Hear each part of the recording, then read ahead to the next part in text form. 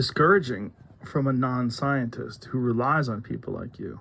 For someone like me who relies on the folks like you out there doing the hard work, that you would face that sort of, I guess the best way to describe it would be ignorance.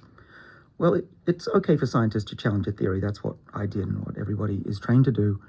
But to do it in such a public and Vicious. controversial, it was vicious. It was definitely vicious. Even the words they used were vicious, which is really hurtful. But they're wrong.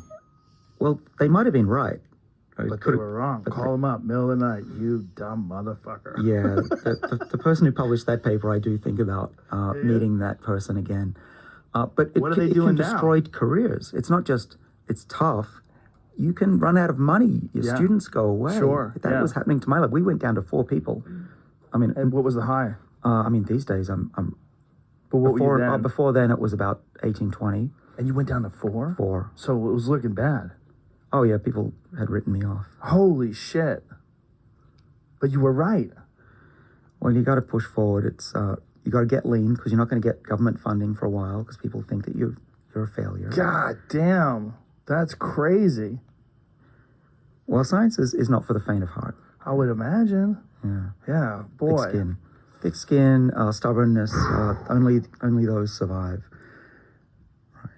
What was the turnaround? Like, was there a moment where it turned around and moved into your favor? Yeah, there was. There was one day when it all changed. So the earlier data. So we're data driven. The early data was that the enzyme, we could mutate or change the enzyme so that it wasn't going to be activated by resveratrol, and we found that mutation. Now that just technically, or non-technically, means that we could change the enzyme in a way that wouldn't work. So we then put that non-working enzyme into a cell, and now we have a mouse that doesn't work, and we give it resveratrol, and if it works, it means I'm wrong. If it doesn't work and it's blocked by that change in the enzyme, we're probably right, and that's what we did. But the real change was that there was a company that I started that was making drugs, the one that cured, or at least seemed to cure psoriasis, and they had made these very synthetic molecules that were not related to the plant molecule resveratrol.